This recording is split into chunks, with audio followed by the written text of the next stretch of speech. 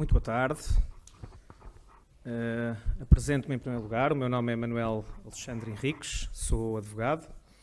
Queria agradecer em primeiro lugar, na pessoa do Dr. João Massano, o convite que me foi dirigido para poder estar aqui entre colegas a abordar uma temática de grande atualidade num fórum em que, para a minha satisfação também como formando, vou poder beneficiar da experiência, da competência profissional de alguns dos colegas aqui presentes na exposição de algumas matérias. Em primeiro lugar, sim, o meu bem-aja pelo convite a estar aqui hoje. O tema que vos trago, a alteração das circunstâncias nos contratos de arrendamento, é um tema que, a título pessoal, se me deparou no último ano e meio, em função desta turbulência relacionada com a pandemia Covid-19. Sendo eu um advogado que opera, que trabalha essencialmente nas áreas de imobiliário e urbanismo, decorrido que estava pouco tempo de se ter iniciado a pandemia, ainda não debelada, rapidamente questões relacionadas com este tema me foram colocadas, quer do ponto de vista do senhorio, do ponto de vista do inquilino, do ponto de vista do lojista do centro comercial, do ponto de vista do gestor dos centros comerciais. E isto, na verdade, era também alguma novidade para mim, porque este instituto que nós passamos quase em nota de rodapé quando passamos nos bancos da faculdade, é um instituto marcadamente de crise, que de umas décadas em décadas aparece para nós operarmos. Mas verdadeiramente, e das pessoas que comigo se relacionavam, poucas tinham experiência prática, digamos, na aplicabilidade deste instituto. Era, sobretudo, uma vocação essencialmente teórica.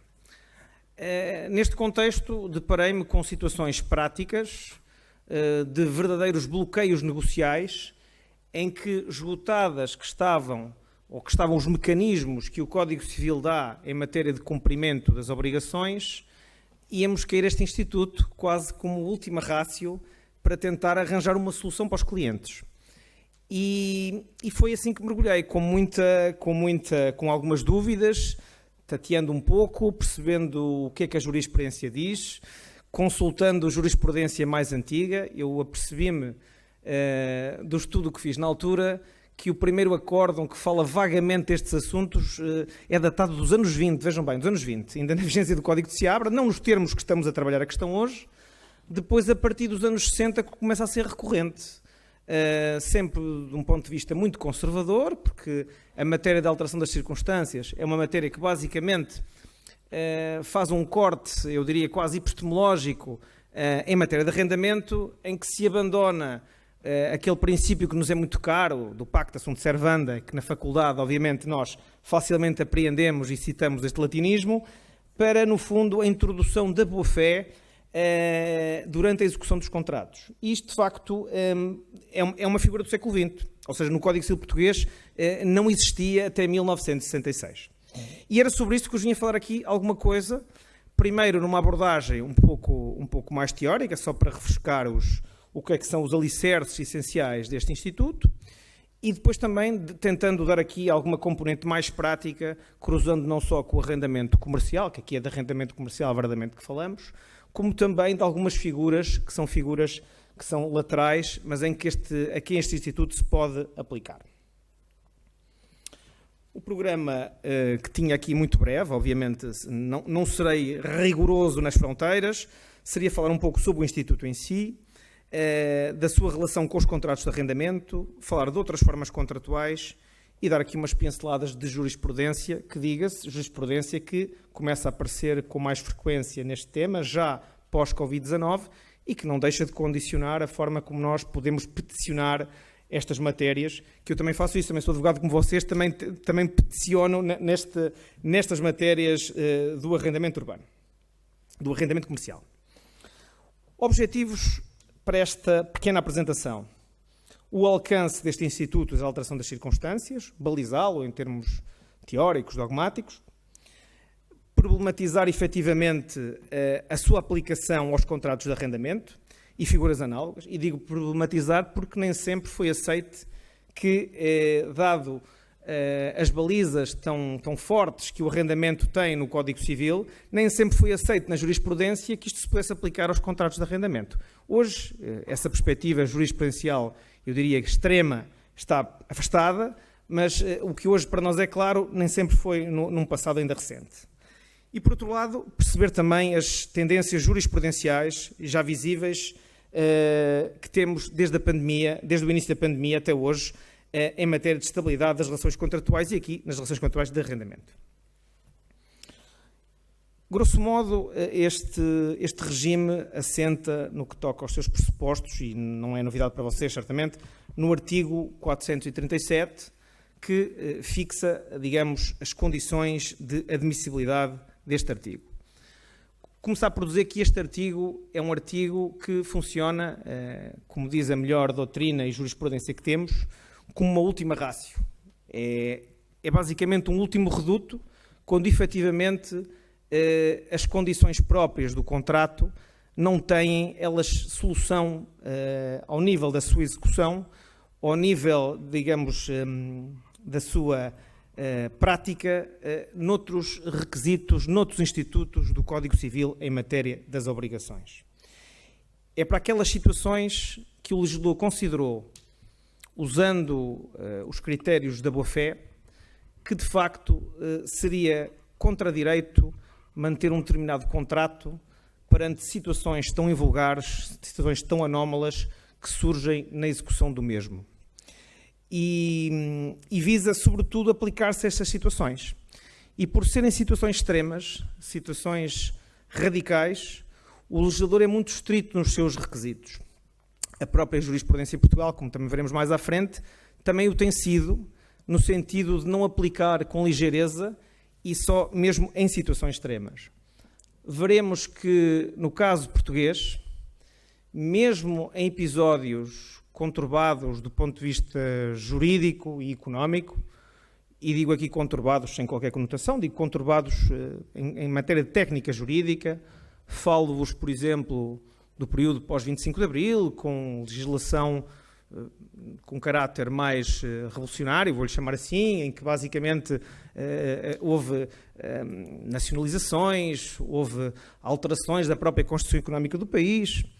Outras épocas, como por exemplo a crise económica do subprime que vivemos há cerca de 10 anos atrás, mesmo nessas circunstâncias, a jurisprudência foi sempre muito conservadora e só em casos muito estritos, em que de facto se conseguia confirmar que estávamos perante não uma questão subjetiva dos agentes, mas efetivamente com algo externo que de facto diluiu ou que destruiu as bases do negócio em que esse contrato foi celebrado, só nessas situações é que de facto este instituto era admissível. Como vos dizia, a história da alteração das circunstâncias é uma história do século XX. Até há 100 anos atrás, sensivelmente, valia, grosso modo, o cumprimento estrito dos contratos, o Pacta Sunt Servanda. Isto era uma figura perfeitamente anómala. Com o século XX, com a Primeira e com a Segunda Guerra, com as grandes alterações económicas e sociais, outros países, nossos vizinhos, começaram, no fundo, a desenvolver este tipo de institutos como forma de dar resposta a essas mudanças que um Código Civil mais liberal, como era o nosso Código de Seabra, não dava. E, por isso, este instituto nasce da crise. Por alturas dos trabalhos preparatórios do Código Civil português, a doutrina, neste caso aqui o professor Vaz Serra, desenvolve um projeto, um anteprojeto desta parte do Código, que depois, ainda que alterada, vem no fundo a consubstanciar-se no Código Civil de 66.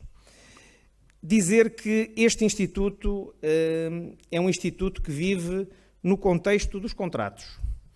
Não podemos dizer que haja um só contrato em que este instituto, que seja, no fundo, regulado pelo Código Civil português, e de certa forma os contratos civis todos o são, em maior ou menor âmbito. Não é possível dizer que algum contrato esteja liminarmente fora da aplicação deste instituto. Todos o poderão ser em determinada maneira. Até fazendo uma graça muitas vezes a própria legislação que é publicada em matéria de alteração das circunstâncias pode ela própria justificar a aplicação do regime geral da alteração das circunstâncias. Portanto, é um instituto que nós não podemos afastar. Não podendo afastar e sendo subsidiário, também não é imperativo. Não é imperativo. O Código Civil, na sua vertente mais liberal, continua e continuará, espero eu, a dar amplo espaço de conformidade para as partes poderem regular as suas relações contratuais. E também é nesta dialética que está assente. Por outro lado, também não é possível aplicar ex cátedra este instituto, porque isto é focado, virado para os contratos em concreto, para aquele senhorio, para aquele arrendatário, para aquele contexto concreto em que o contrato foi celebrado. É impossível, no fundo, fazer quase uma teoria geral da aplicação deste instituto, ignorando as condições ou a base de negócio em que o contrato foi celebrado. Seja um contrato de agência, seja um contrato de arrendamento ou seja outro contrato qualquer. Em matéria de arrendamento, claramente, isto é aplicável sobretudo ao arrendamento comercial. Na verdade, é no arrendamento comercial que as partes têm maior liberdade para conformar as condições, para definir os termos da base do negócio, para decidir as cláusulas contratuais em função do contexto e do tipo de negócio que estão a tratar, e é nesse sentido uma matéria, sobretudo, de arrendamento comercial. Com a pandemia, e de uma forma compreensível, em Portugal e nos outros países, os governos, de uma forma, eu diria, resoluta, procuraram obviar, procuraram reduzir os problemas que estavam associados à pandemia e que provocavam graves situações nas empresas, nos particulares. E, efetivamente, a legislação publicada nos últimos 2 anos, e com maior intensidade no primeiro ano da pandemia, visou, de alguma forma, controlar aquilo que era a aplicação ou a execução normal dos contratos. Estas medidas de emergência, elas próprias, medidas que têm em si matéria que visa regular ou alterar em função da alteração das circunstâncias, não deixam também de condicionar o regime geral. Porque, não havendo legislação, nós, claro, estamos confrontados com o recurso a este instituto de última ratio. Havendo legislação, esta própria legislação pode alterar os equilíbrios contratuais e fazer letra morta aquilo que é o 437 e seguintes do Código Civil.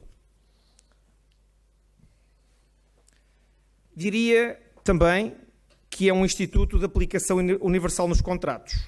Como disse há pouco, sempre de última ratio, quando não temos mais nenhuma estipulação para aplicar, quando é gritante que a boa-fé a que estão obrigados o cumprimento dos contratos feitos sob a égide do Código Civil português, é uma matéria de recurso.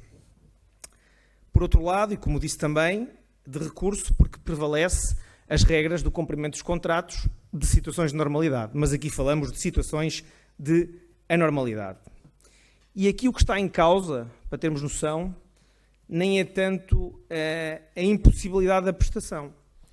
O que está em causa é que a prestação, face à alteração da base do negócio, torna-se de tal maneira onerosa que é atentatória da boa-fé na execução dos contratos, ou especificando daquilo que pode ser a execução de um contrato de arrendamento no âmbito desta apresentação que estamos aqui a fazer.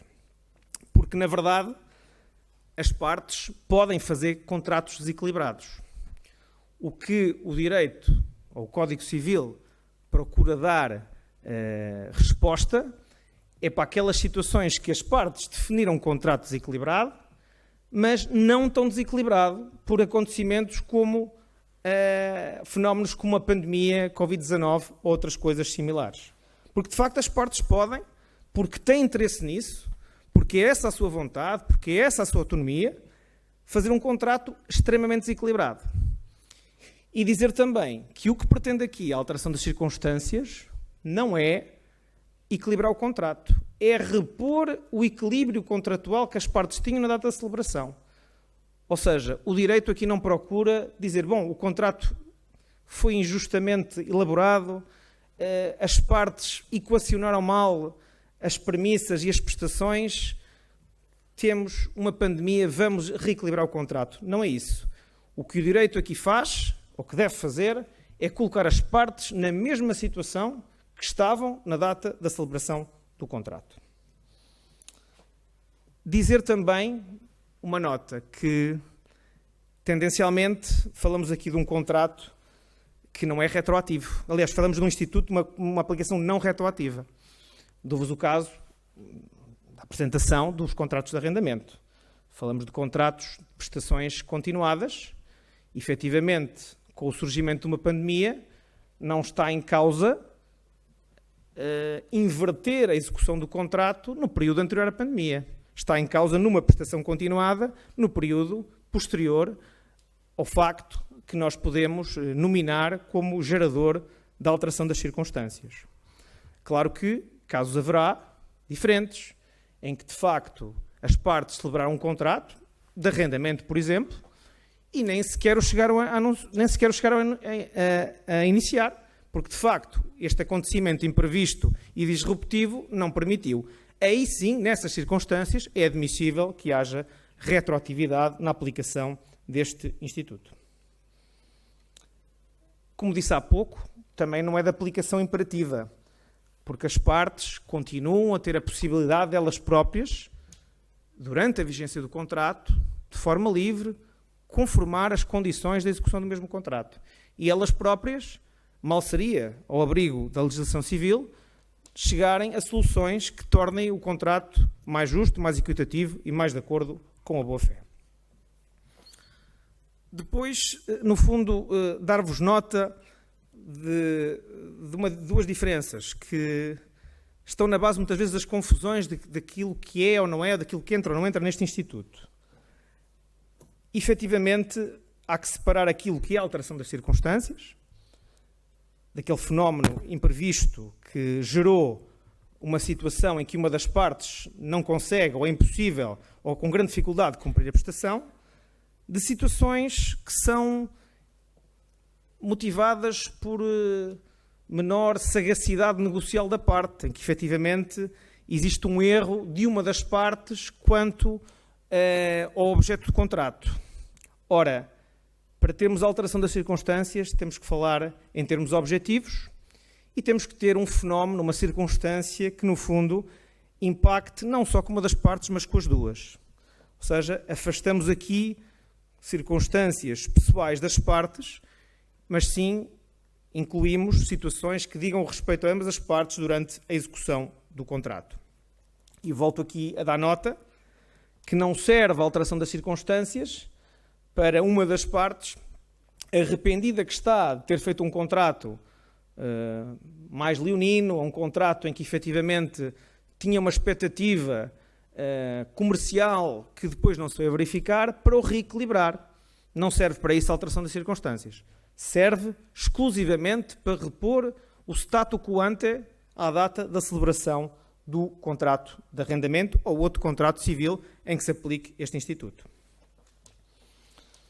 Depois os requisitos, muito condensados no 437 do Código Civil, são também intuitivos. Como requisitos positivos, chamando-lhe assim: em primeiro lugar, o circunstancialismo no qual as partes assentaram a intenção de contratar sofre uma alteração relevante. Pensemos na pandemia.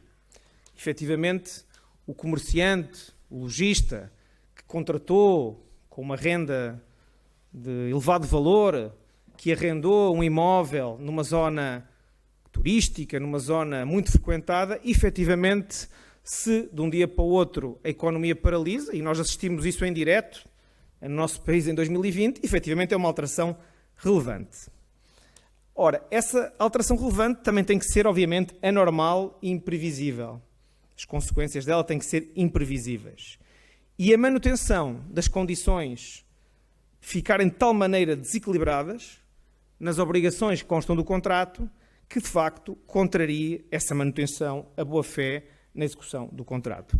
Volto a dizer-vos que a boa-fé, nós que estudamos nas últimas décadas, vou dizer assim, direito, parece-nos uma coisa de sempre, mas não é. É uma coisa que nos aparece nos últimos 50 anos no nosso ordenamento jurídico como uma novidade à época e hoje como um elemento essencial na execução dos contratos.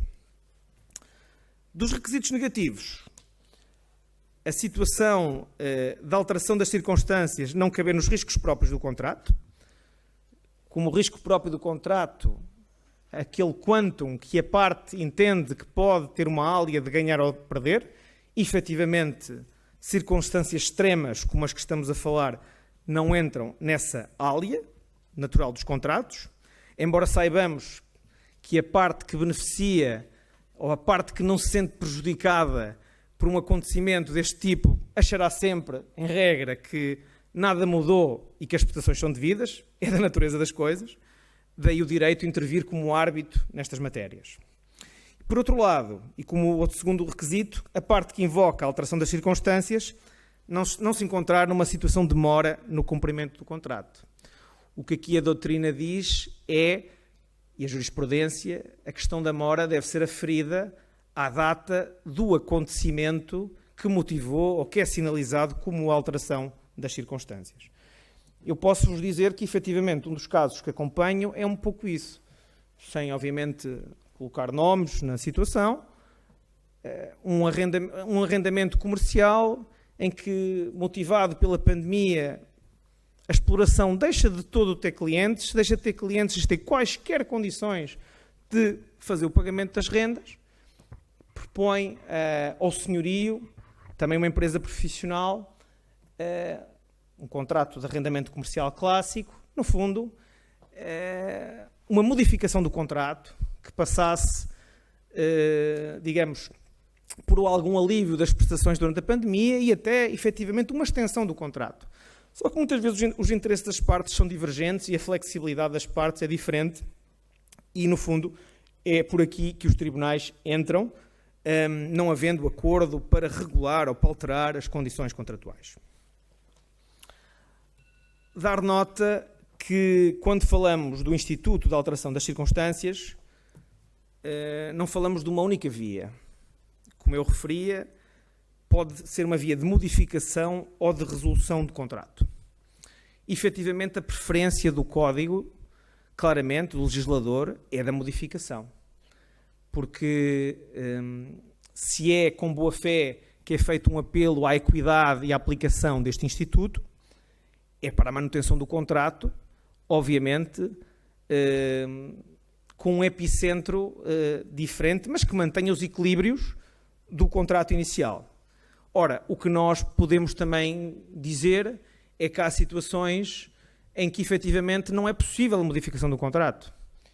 Imaginem o que está a suceder hoje no leste da Europa, em que há cidades que são bombardeadas, cidades em que a vida normal, como nós temos em Lisboa, ou no Porto, ou em Coimbra, muda radicalmente. Obviamente que em contextos extremos destes, a questão da modificação dos contratos não é possível. Ou seja, efetivamente, a única solução é mesmo a resolução, porque a base do negócio inicialmente gizada mudou de uma forma absolutamente radical. Por isso dizer que o nosso ordenamento jurídico, obviamente, aponta, favorece para a manutenção dos contratos, ou seja, aponta para que a modificação seja, digamos, o caminho mais adequado e que a resolução, ela sim, seja uma última ratio. Uma questão também de escola aqui, essa modificação do contrato pode ser imposta. Maioritariamente hoje considera-se que sim, que ela pode ser imposta por ser, no fundo, essa a orientação que o Instituto quer dar. Embora o recentemente falecido professor Oliveira Ascensão tinha um entendimento contrário nesta matéria. Relativamente à mora no cumprimento do contrato, voltar aqui ao tema, dizer que a parte lesada não goza do direito de resolução ou modificação do contrato naquelas condições que vos falava há pouco. Se ela, no fundo, é é responsável, ou no fundo contribui para o incumprimento contratual, mesmo antes daquilo que vem a alegar da alteração das circunstâncias, não pode, obviamente, socorrer-se deste instituto para, no fundo, fazer valer aqui a sua posição.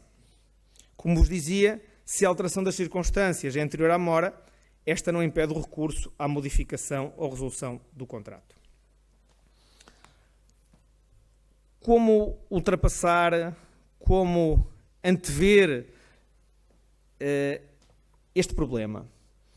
Aqui, de facto, no que toca ao arrendamento, não é tão habitual, mas noutros domínios contratuais mais instáveis, eu vou dizer assim, já é comum haver cláusulas que, no fundo, antecipam de uma forma previdente estes problemas, ou seja, que prevêem mecanismos negociais em situações de alteração de circunstâncias que obrigam as partes à sua renegociação. Por dizer assim que as partes podem, de forma previdente, antecipar isto. A questão que se coloca é, obviamente, prevalece numa primeira análise a vontade das partes, estas cláusulas excepcionais de renegociação, mas depois pergunta-se, como eu dizia no início, e já não se aplica a alteração das circunstâncias.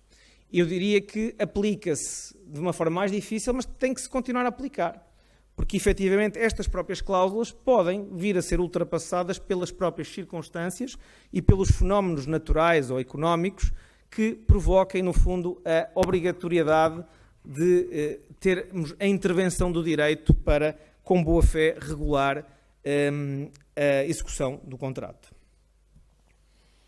O Dr. Vaz Serra, há muitos anos atrás, nos trabalhos preparatórios do Código Civil, a este respeito tinha esta convicção, que eu penso que é uma convicção que ainda é aplicável, ou seja, que me faça entender bem, se as partes regularam excepcionalmente estas circunstâncias, obviamente isso numa primeira linha deve prevalecer, mas parece-me que não podemos afastar de todo a regulação do Código Civil, seja em que contrato civil for. Outra questão de escola nesta matéria é da regulação judicial, ou a resolução judicial ou extrajudicial. Esta questão hoje está bastante mais mitigada. É pacífico na doutrina e na jurisprudência que, efetivamente, a resolução do contrato motivada por alteração das circunstâncias pode ser extrajudicial. A sua judicialização será, essencialmente, motivada por a parte que não concorda com a resolução do contrato e a parte que, no fundo, até vem contrapor que, em vez da resolução, se transfira para aquela hipótese que o Código favorece da modificação. Ou seja, o que se afasta hoje, ou seja, o que se entende como pacífico, é que não temos que ir aos tribunais para fazer uma comunicação de resolução por alteração das circunstâncias. A comunicação tem uma natureza recipienda, não carece tampouco de aceitação da parte do destinatário para produzir os seus efeitos. Dizer também, e com eco em Portugal, na nossa doutrina e na nossa jurisprudência, que efetivamente o Instituto do Abuso de Direito pode perfeitamente, em matéria de boa-fé, em matéria de recentramento do contrato no cumprimento desta boa-fé, pode perfeitamente ser invocado quando uma das partes, perante o naufrágio económico, social, que acontece na execução de um contrato com uma das partes, ainda assim entende poder vir aplicar as cláusulas mais leoninas que existem nesse contrato, como se uma alteração das circunstâncias não tivesse ocorrido. E, no fundo, o nosso direito, a nossa jurisprudência, acompanha e sanciona estes comportamentos abusivos, com base também nesta aplicação do Instituto do Abuso de Direito. Se eu pudesse fazer um resumo, nesta primeira parte, eu diria que há dois princípios sempre em confronto.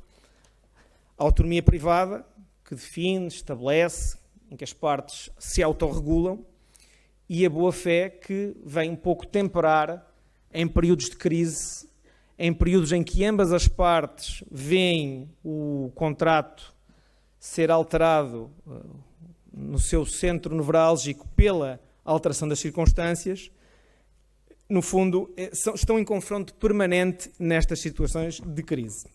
Numa situação em que, de facto, as duas partes não sejam afetadas, obviamente deve valer a autonomia privada e deve valer aquilo que as partes livremente clausularam. Relativamente aos contratos de arrendamento, que também é o que nos traz aqui, efetivamente foi uma das grandes preocupações do governo português e de outras economias terceirizadas como a nossa, em que os serviços e o comércio têm um papel muito importante. Basta lembrarmos o que era a cidade de Lisboa às vésperas da pandemia, uma cidade com um impacto turístico muito significativo, com uma dinâmica comercial fortíssima, com centros comerciais vibrantes, com comércio de rua crescente e ascendente. Efetivamente, na linha da frente das preocupações do Governo, esteve esta legislação no sentido de mitigar estes impactos iniciais. E, de facto, hoje é absolutamente pacífico, sendo o arrendamento um contrato civil que, efetivamente, como última rácio, a alteração das circunstâncias estaria sempre presente.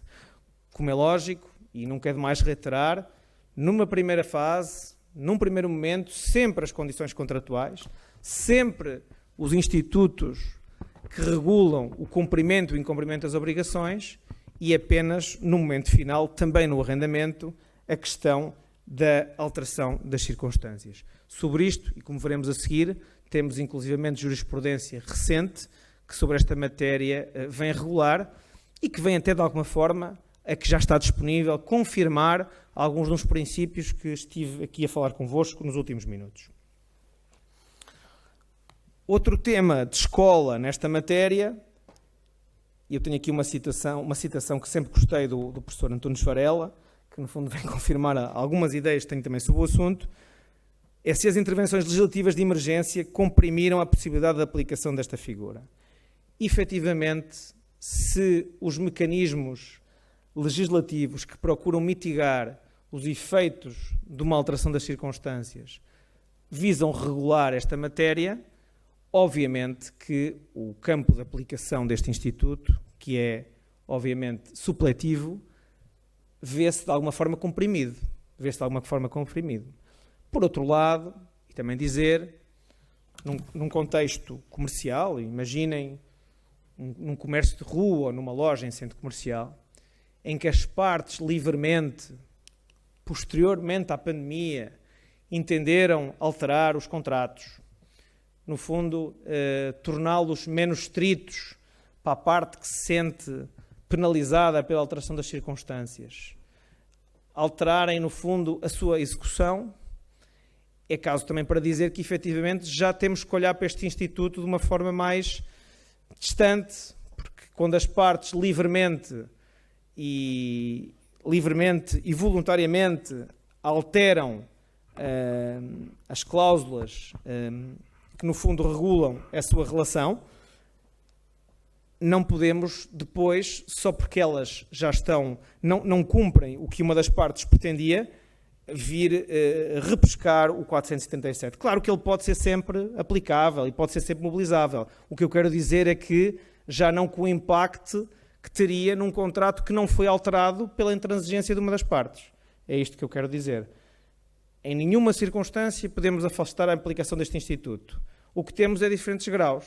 Se um contrato anterior à pandemia Covid-19 é um contrato que não sofre alterações porque uma das partes de todo entende que não devem ter e que em tribunal se vai dirimir essa situação, é diferente de um contrato de arrendamento comercial em que as partes voluntariamente e à margem daquela legislação que mitigou o cumprimento das obrigações, que regulou a mora no pagamento das rendas, se as partes livremente entendem reduzir as prestações, de alguma forma mitigar a signalmaticidade mais agressiva para uma das partes, aqui de facto entramos num cenário em que já temos uma amplitude bastante mais reduzida deste Instituto.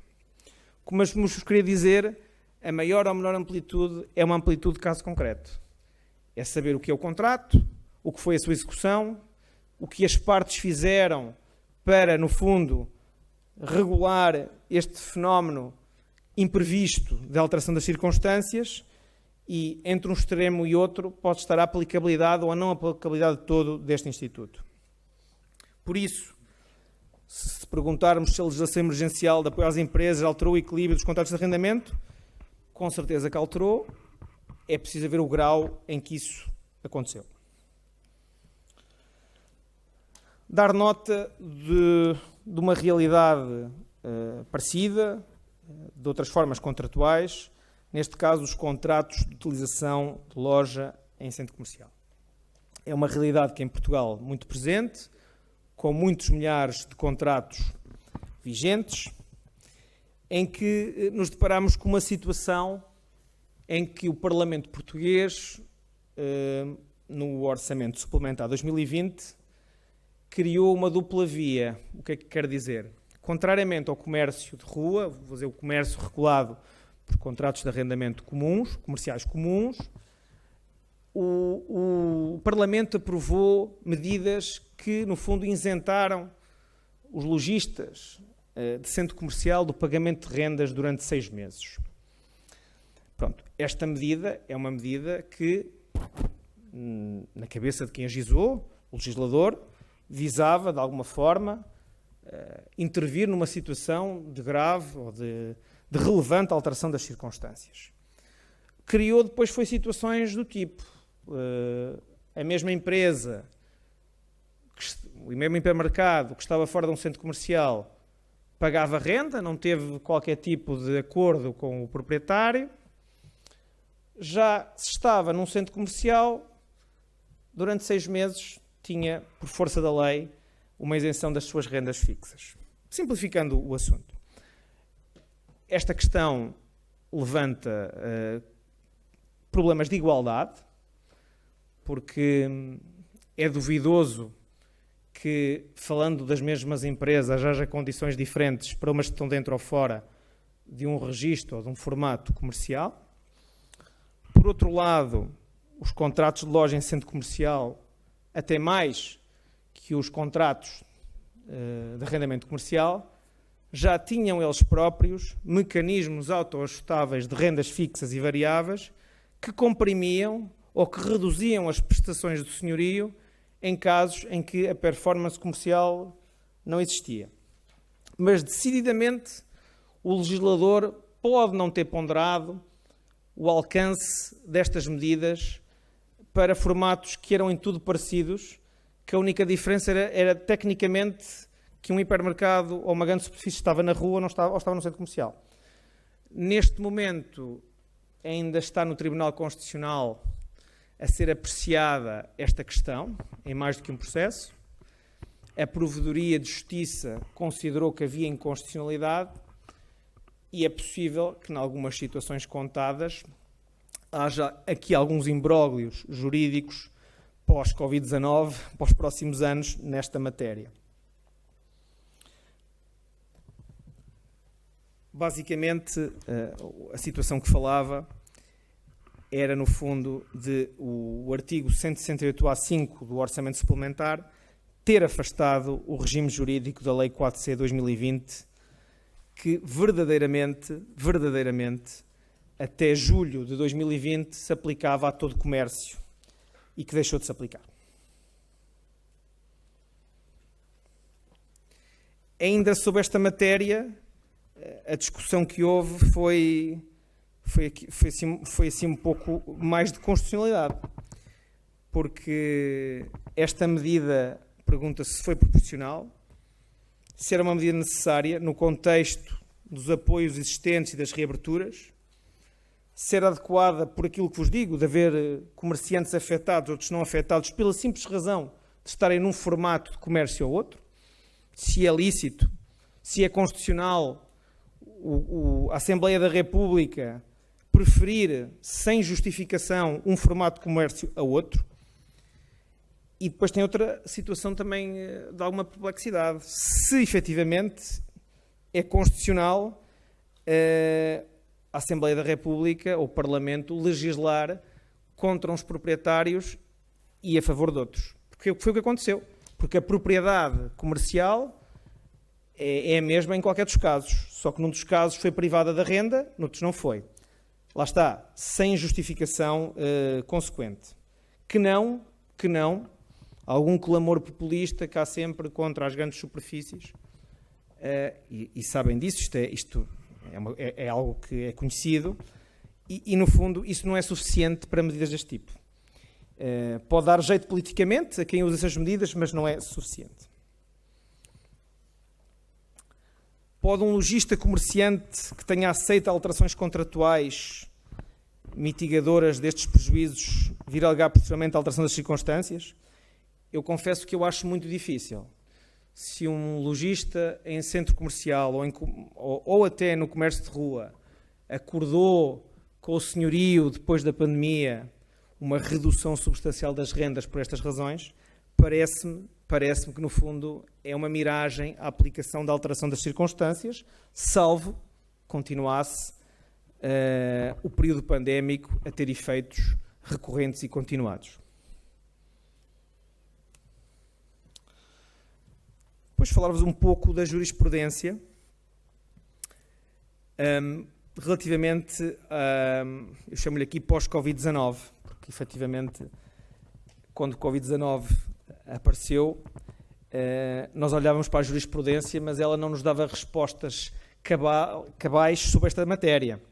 A jurisprudência mais recente que podíamos socorrer-nos na altura e reportava a crise do subprime, ela tinha outras preocupações, os contratos de financiamento, os swaps, até aí houve jurisprudência também divergente, saber se alterações estruturais que motivaram subidas e descidas de taxas de juros eram elas próprias a alteração de circunstâncias. Maioritariamente a jurisprudência foi muito conservadora, recusando isso. Aqui estávamos de facto perante passados também que estavam 45 anos, mais de 45 anos da Revolução de 25 de Abril, estávamos perante uma situação em que, como é que vai a jurisprudência olhar para este instituto? Claro que tudo foi sendo mitigado com as medidas oportunas, claro que muito oportunas do Governo, no sentido de manter a atividade económica à tona, e isso, como eu disse, muda bastante, mas havia um pouco a expectativa do que aqui ia acontecer e de quais seriam as decisões, ou seja, se teríamos aqui uma base para aplicar ou não com algum rigor, com alguma substância este Instituto. Eu fiz aqui alguma seleção de jurisprudência, não só recente, mas também alguma que eu encontrei mais antiga, uma que encontrei de 1969, como uma primeira aproximação à teoria da base do negócio, em que efetivamente, de uma forma muito inovadora à época, o Supremo Tribunal de Justiça, depois de décadas a recusar a entender este tema quase como um não assunto, veio no fundo reconhecer que efetivamente poderia haver aqui margem para uma decisão ainda, embora em 1969, ainda nos termos do Código de Seabra, mas confirmativa no fundo desta teoria da base do negócio.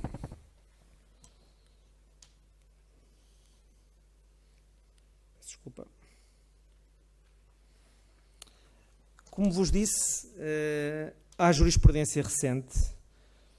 Eu destaco aqui um acórdão do STJ de julho do ano passado, em que de uma forma muito clara, muito objetiva, esmiuçados os pressupostos do regime do 437, o Tribunal considera, no fundo, que existiria má-fé aqui de um senhorio na execução de uma garantia bancária num contexto em que, de facto, o arrendatário comercial viu, no fundo, implodida a base de negócio com que projetou o pagamento de rendas no imóvel arrendado. De uma forma muito clara, trabalhando todos os pressupostos 477, garantindo que falávamos num contexto objetivo e não subjetivo, e que seria atentatório da boa-fé na execução deste contrato, a manutenção do mesmo e, muito mais, o acionamento de uma garantia bancária. Também outra referência, agora não confirmativa.